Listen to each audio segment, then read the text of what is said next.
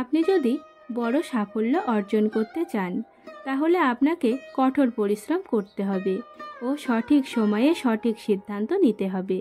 জেনে রাখুন, পরিশ্রম না করলে কখনো কোনো কাজে সাফল্য পাওয়া যায় না।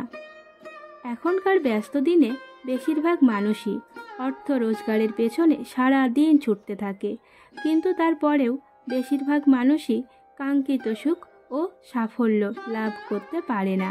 সাফল্য পেতে তখন অনেকেই ভুল পথ অবলম্বন করে, কিন্তু কখনোই এই ভুল করা উচিত নয়। যারা সঠিক পথে থেকে পরিশ্রম করেন ও সঠিক সিদ্ধান্ত নিতে পারেন তারাই সাফল্যের শীর্ষে পৌঁছে যায়। জীবনে বড় কোনো কাজ করতে চাইলে আপনি কোন পজিশনে আছেন সেদিকে দেখলে চলবে না। বড় সাফল্য পাওয়ার জন্য ছোট ছোট কাজ করে সেই লক্ষ্যের দিকে এগোতে হবে।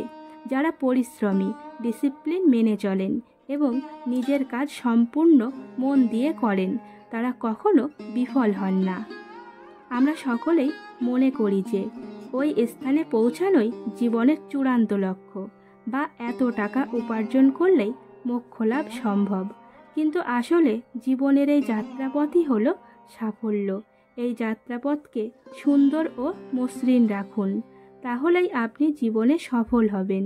না হলে লক্ষ্যের পেছনে ছুটতে ছুটতে কবে জীবনের শেষ দিন এসে যাবে বুঝতেও পারবেন না। হঠাৎ একদিন দেখবেন জীবনের পথ শেষ, কিন্তু লক্ষ্য এখনও অনেক দূরে। তাই জীবনের যাত্রাপথকে সুন্দর করে তোলাই হলো আসল সাফল্য। সাফল্য লাভ সুখ পাওয়ার চাবিকাঠি নয়, বরং সুখই হলো সাফল্য লাভ করার উপায়। আপনি যদি মন থেকে সুখী হন তাহলে আপনি সফল।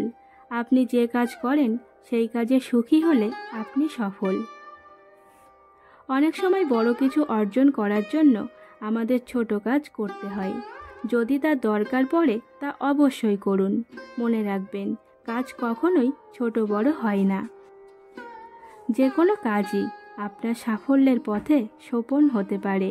যে ব্যক্তি কখনোই ব্যর্থ হয়নি সেই ব্যক্তির পক্ষে সফল হওয়া সম্ভব নয়, কারণ ব্যর্থতা আমাদের শিক্ষা দেয়।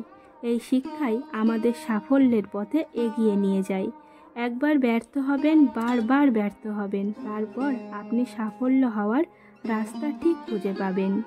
জীবনে কষ্ট পেতে পেতেই আমাদের চরিত্র গঠন হয়, তাই কষ্ট থেকে পালাবেন না, তার মোকাবিলা করুন।